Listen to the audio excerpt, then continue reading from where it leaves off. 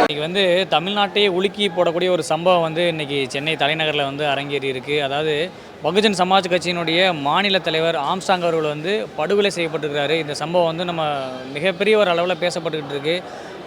இந்த விடயத்தை வந்து நம்ம நேரில் வந்து இப்போ நம்ம நிற்கக்கூடிய இடம் பார்த்திங்க அப்படின்னா ராஜீவ்காந்தி அரசு மருத்துவமனையில் நிற்கிறோம். அவருடைய உடல் வந்து இங்கே தான் வைக்கப்பட்டிருக்கு. இன்னும் சில மணி நேரத்தில் எடுத்துரும் அப்படின்னு சொல்லி சொல்கிறாங்க. நம்ம எதுக்காக இங்கே வந்திருக்கோம் அப்படின்னா, இங்கே வந்து களத்துக்கு வந்து பார்க்கும்போது தான் தெரியுது அவர் வந்து எத்தனை மாணவர்களை வந்து படிக்க வச்சுருக்கிறாரு. இப்போ பல தரப்பு அரசியல் விமர்சகர்கள் இருக்கட்டும், பலரும் வந்து என்ன விமர்சனங்கள் வைக்கிறாங்க அப்படின்னா, சிலர் வந்து ஏற்கனவே பழிக்கு பழி, சிலர் வந்து இந்த கூலிப்படையினர் வெட்டிட்டாங்க, சிலர் இது வந்து ஒரு கேங் வார் மாதிரி ஏற்கனவே ஒரு முன்பகை அப்படின்லாம் சொல்கிறாங்க. ஆனாலும் கூட அவர் வந்து மற்ற அரசியல் தலைவர்களை விட, மற்ற அரசியல் கட்சி தலைவர்களை விட ஒப்பிடும்போது பார்த்திங்கன்னா மிக ஒரு இருக்கிற இடம் தெரியாத அளவுக்கு மிக ஒரு அமைதியான முறையில், மென்மையான முறையில் தங்களுடைய மக்களை வந்து வழி நடத்தியிருக்கிறாரு அப்படின்னு தான் நம்ம சொல்லணும்.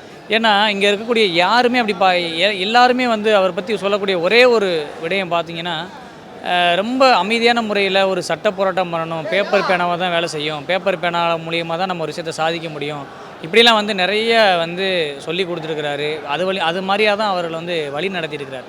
அப்போ இங்கே இருக்கக்கூடிய இளைஞர்கள் வந்து சொல்கிறாங்க, அதாவது எத்தனையோ வழக்கறிஞர்களை வந்து உருவாக்கியிருக்கிறாரு, எங்களுக்கு எத்தனையோ பொருளாதார ரீதியாக நாங்கள் வந்து ஒரு சிக்கல் அனுபவிக்கும் போது அதுக்காக எங்களுக்கான தீர்வுகளை வந்து அவர் கொடுத்துருக்கிறாரு.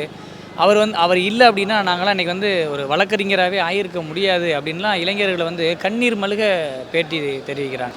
அப்போ இந்த கொலை சம்பவம், அதாவது இது வந்து ஒரு சாதாரண ஒரு கொலையாக வந்து நம்ம பார்க்க முடியாது.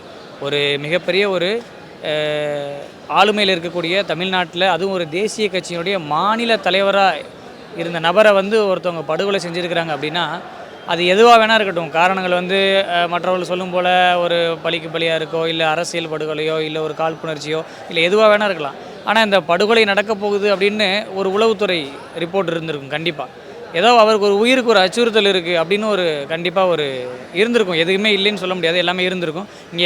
இங்கே வரக்கூடிய சிலர் வந்து வைக்கக்கூடிய குற்றச்சாட்டு அதுதான். அவருடைய உயிருக்கு அச்சுறுத்தல் இருக்குதுன்னு தெரிஞ்சும் இதை வந்து அஜாக்கிரதையை விட்டுட்டாங்க அப்படின்னு அவங்க வந்து ஒரு குற்றச்சாட்டாக வைக்கிறாங்க.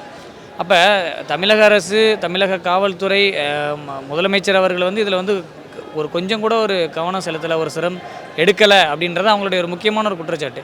அப்போ தலித் தலைவர்கள் அப்படின்றதுனால அவங்க வந்து இந்த ஒரு சிரம் எடுத்து அதை பார்க்கலையா, அவருடைய உயிரை வந்து காக்க தவறிட்டாங்களா, இல்லை இது வந்து ஒரு அலட்சிய போக்கா, முழுக்க அலட்சிய போக்கு அப்படின்றதான் அவங்களுடைய குற்றச்சாட்டை வந்து பதிவு பண்ணுறாங்க. அப்போ இது ஒரு கொலை அப்படின்னா பரவாயில்ல. இப்போ கடந்த சில மாதங்களாகவே நீங்கள் பார்த்தீங்க அப்படின்னா தமிழ்நாட்டில் தொடர்ச்சியாக படுகொலைகள், அதுவும் அங்கே நெல்லையில் தொடங்கி தென்காசி நாங்குநேரில் தொடங்கி தீபக் ராஜிலிருந்து அப்படியே வரிசையாக ஒவ்வொருத்தராக ஒரு முக்கியமான பிரமுகர்கள், அதே போல் அதிமுகவுடைய பிரமுகர் சேலத்தில் கொல்லப்பட்டது, இன்றைக்கி ஆம்ஸ்ட்ராங் அவர்கள் கொல்லப்பட்டது, இதுபோல் நிறைய பட்டியலிடுறாங்க. அதாவது முக்கிய பிரமுகர்கள் கொல்லப்பட்டதுக்குமே இதுக்கு என்ன காரணம்? ஏதோ ஒரு கொலை பண்ணிட்டாங்க, நாங்கள் வந்து துரித நடவடிக்கை எடுத்து கைது பண்ணிட்டோம், சிறைப்படுத்திட்டோம், அவங்களுக்கு வந்து தண்டனை வாங்கி கொடுப்போம் அப்படின்னு சொல்கிறதுல இல்லை ஒரு சிறப்பான ஆட்சி. அதாவது குற்றமே நடக்காமல் வந்து காவாந்து பண்ணணும், சரிங்களா? அதுதான் வந்து ஒரு சிறப்பான ஒரு ஆட்சி நம்ம சொல்ல முடியும். இப்போ சரிங்க, 24 மணி நேரமும் எல்லாருக்கும் ஒரு போலீஸை போட்டு எல்லாரையும் வந்து பாதுகாக்க முடியாது, சரி ஓகே ஏற்றுக்கொள்கிறோம். ஆனால் ஒரு குற்றத்தை திரும்ப செய்யணும்னு சொல்லி ஒரு கூலி படைக்க தோணுது பார்த்தீங்களா? அந்த தைரியம் எங்கேருந்து வருது? ஒரு கூலிக்கு கொலை பண்ணுறான்னு சொல்கிறீங்க.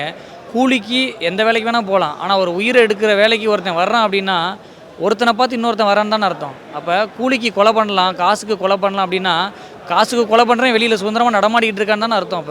அப்போ ஈஸியாக வந்து வழக்குலேருந்து வெளியில் வந்துடலாம், ஈஸியாக வந்து இதை திரும்ப செய்யலாம். ஒரு சாதாரண ஒரு வேலைக்கு போகிற மாதிரி, கூலி வேலைக்கு போகிற மாதிரி கூலிக்கு கொலை செய்கிறான், கூலி வேலைக்கு போகிறான் கொலை செய்கிறதுக்கு அப்படின்னா இது எந்த விதத்தில் ஏற்றுக்கிறது? அப்போ எந்த ஒரு ஆரோக்கியமான சமுதாயத்தை நோக்கி நம்ம போயிட்டுருக்கோன்றதை பாருங்கள்.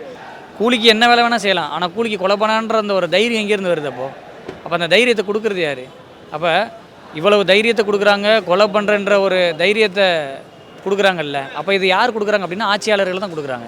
அப்போ அந்த ஆட்சியாளர்கள், இப்போ காவல்துறையினர் எல்லாருமே வந்து குற்றம் சாட்டுறீங்க, காவல்துறையினருக்கு சுதந்திரம் இல்லைன்னு தான் நான் சொல்கிறேன். ஒரு அரசியல் கொலை நடக்குது, ஒரு காழ்ப்புணர்ச்சி காலமாக ஒரு கொலை நடக்குது அப்படின்னா முழுக்க காவல்துறை சொல்கிறோம். அந்த காவல்துறைக்கு பின்னால் இருக்கக்கூடிய அரசு, அதை வேலை செய்ய தூண்டக்கூடிய அரசாங்கத்தை, அதிகாரிகளை, ஆட்சியாளர்களை ஏன் நம்ம சொல்ல மாட்டோம் அப்படின்றதான் ஒரு கேள்வி.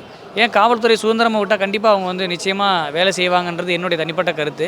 ஒரு சில காவல்துறைகள் இருக்கிறாங்க, ஆளுங்கட்சிக்கு ஆதரவாகவும் கட்சி சார்ந்த நபர்களாகவும் பயணிக்கிறாங்க. அது அவங்கள பற்றி நம்ம பேச வரல.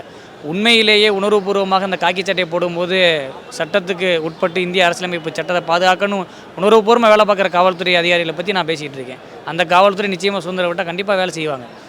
இனி வரும் காலங்களில் இது போன்ற கூலிப்படை கொலைகள் அது யாராக வேணா இருக்கட்டும், எவராக வேணா இருக்கட்டும், இந்த கூலிக்கு கொலை செய்கிற வழக்கத்தை என்றைக்கு நம்ம ஒழிக்கிறோமோ அன்னைக்கு தான் இந்த கொலை சம்பவங்கள் அதிகரிக்காது, குற்றச்சம்பவங்கள் அதிகரிக்காது அப்படின்றது தான் நம்மளுடைய பதிவு. களத்துக்கே வந்து இங்கே நடக்கக்கூடிய விடயங்களை பதிவு பண்ணணும் அப்படின்றதுனால தான் நம்ம இங்கே வந்திருக்கோம். சிம்மக்குரல் நேயர்களுக்கு நன்றியை தெரிவித்துக் கொள்கிறேன்.